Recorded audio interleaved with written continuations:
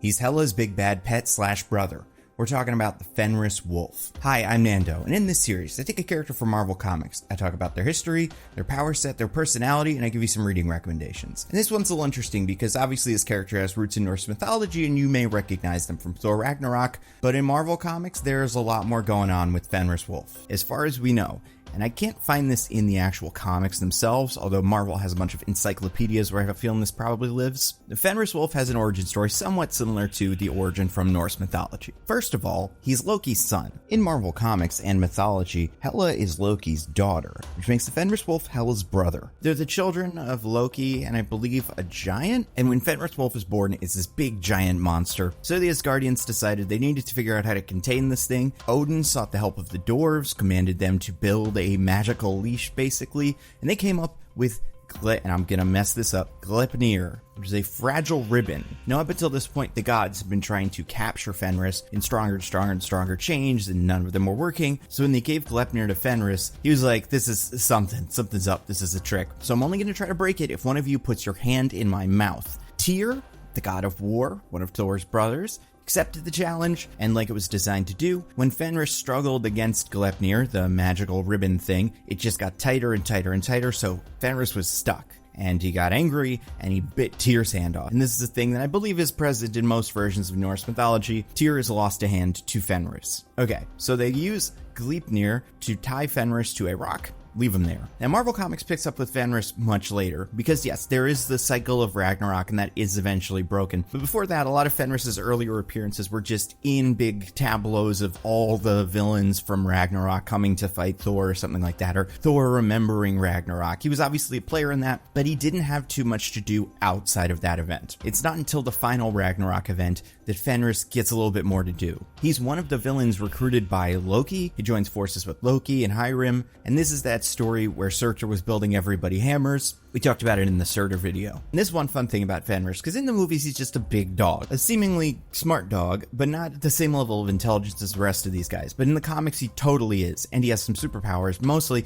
he can shapeshift. So Fenris can turn into a smaller dog, or a person, or what he is usually some sort of wolf man. So I'm going to say reading recommendation number 1 is Thor Volume 2, Issue 81. This is written by Michael Avon Oeming and Daniel Berman, with art by Andrea DeVito, Laura Villari, and Randy Gentile. I'm including this because it's a fun example of the Avengers just fighting the Thor villains and kind of matching up somewhat equally to them, including Captain America throwing his mighty shield into Fenris's mouth, which stops Fenris from biting Thor, and then later when the Avengers have managed to fully fend off Loki and all his goons, Fenris is the only one left, and Captain America says, "Roof," and Fenris runs away. So it's like a cute little moment. Now it's important to understand that the status quo after this event is very altered. There is no more Ragnarok. Ragnarok is not something that's going to happen over and over and over again. So some of the characters that die stay dead. Odin is forever locked in battle with Surtur, which means Fenris can't fulfill Fenris's destiny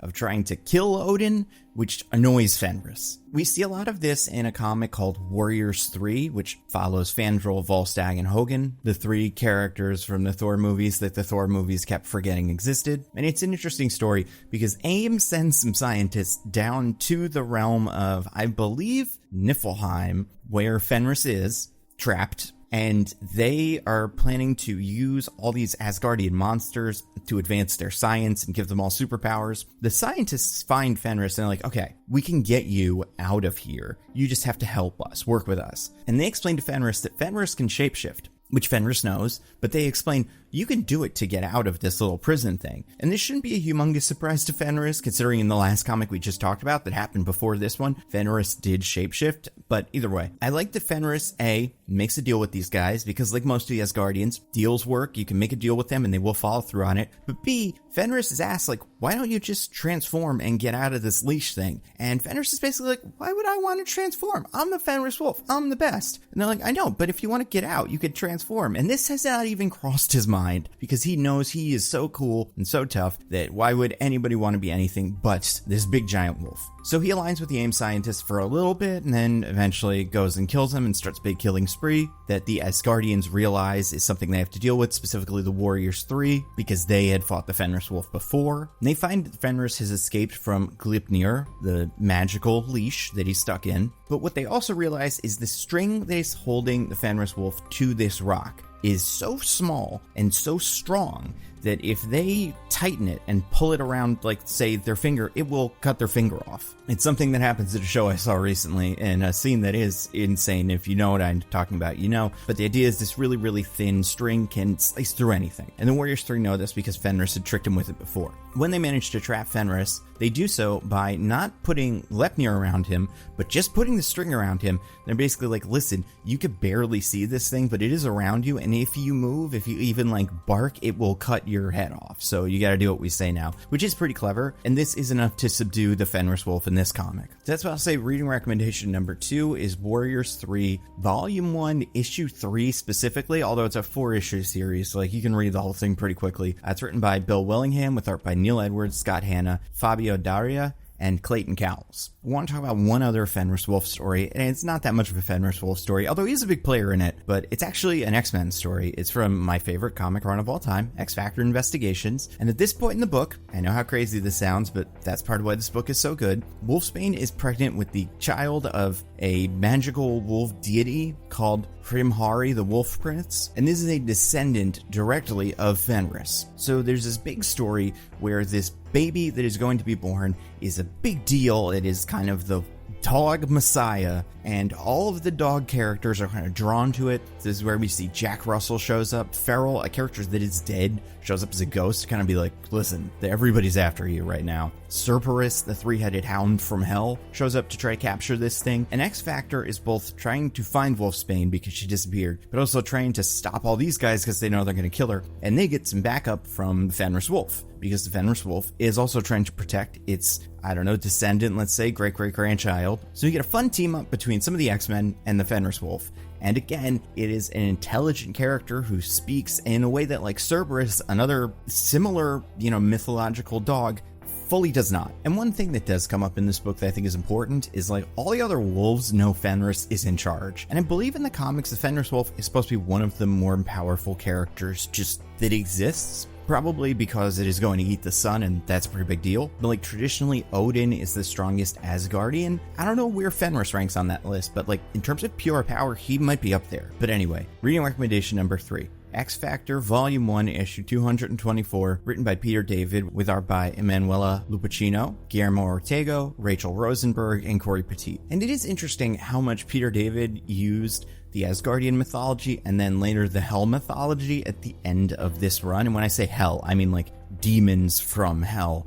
It's because it started as just like a pretty grounded detective story, and eventually it ends with a fight between all of the demons to become the new king of hell. That is won by a character who, if you've seen this Marvel Snap card, you know who it is. But it's pretty surprising. The Fenris Wolf has showed up a couple times, done some other things. He was in Jason Aaron's Thor run. There was a big fight between Cinder, Surtur's daughter, and Hela and Fenris Wolf, so they were on a team because Cinder decided to take over Niflheim, the region where Hell is located, because Hell is where the lost souls go and wander around, and it's this cold dimension, whereas Muspelheim, the fire demons are from, is closer to how Hell is usually described in like media. And Cinder does make the connection that, like, we don't need both of these. I should be in charge of all of them, and I'll be in charge of the hell parts and the fire parts. I'll say it's worth reading this, these Thor Volume 5, Issues 2, 3, and 4, just to see some of this art, because it's great. I think Mike Del Mundo does amazing work here. The only other Fenris story I want to talk about is, and this is his first appearance, it does not matter, but it's kind of fun. In Journey into Mystery, Volume 1, Issue 114,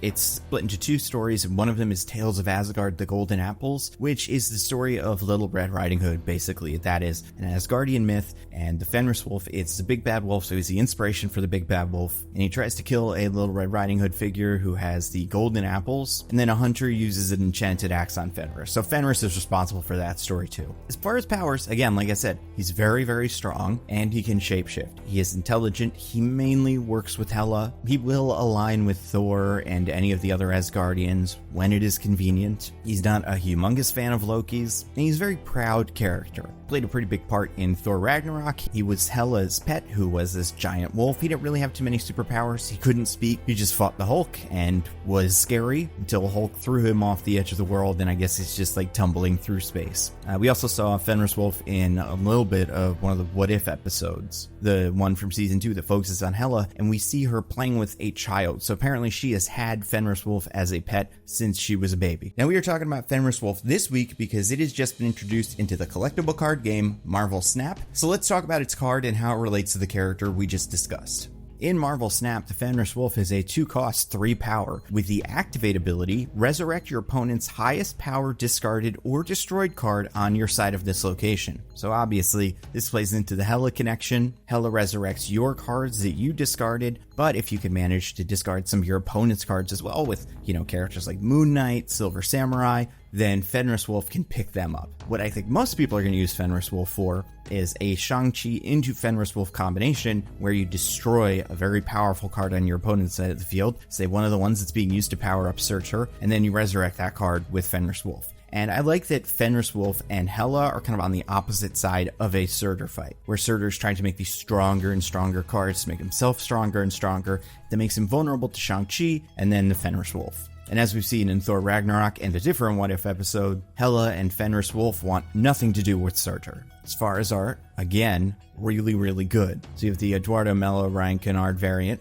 fine. Looks like a wolf. And then you have the Spotlight variant. This is the Andrea Guardino variant. Gorgeous. Love the purple. Love the smoke. This starts to feel like what Fenris Wolf looks like in the comics. How imposing he usually is. And then, not behind a Spotlight cache, one you can buy in the store is the Victor Pharaoh variant, which is gorgeous. And one of the things I really like about it, besides the fact that it is green, which is traditionally Hela's color scheme, especially in Marvel Snap, is the idea that it's almost walking on 2 legs. It's like somewhat bipedal, it seems like. So this is a Fenris Wolf that is kind of between being a full wolf and being some sort of humanoid wolf figure. Do I think this card is going to make a huge difference in the meta and everything like that? Yeah, I kind of do. I think that, especially with Shang-Chi, if Shang-Chi is a big part of the meta, there is no good reason not to throw a 2-cost Fenris Wolf into your deck, because you can use that to pick out a humongous card. One thing I am curious about is how this will change which high power cards people use. So because Fenris Wolf can resurrect your opponent's highest power discarded or destroyed card, there's a good chance, if this was one of the ones that was in play, it will be the Destroyer, because the Destroyer is one of the highest power cards in the game. And if, say, you play that behind a Cosmo so it doesn't destroy everything on your side of the board, but then the Fenris Wolf in a different location resurrects the Destroyer, then it is going to destroy everything in the other 2 locations. So there are actually some cards that can be used negatively here, but I do feel like the benefits outweigh any of those potential negatives. If you enjoyed these videos, like, share, and subscribe, and thank you to Bernardo Tellish for helping write and put together this video. If you are interested in stories connected to mythology, Bernardo is actually working on a comic that he has a Kickstarter. It's on the 3rd issue. The comic is called Olympus High, and it is about a high school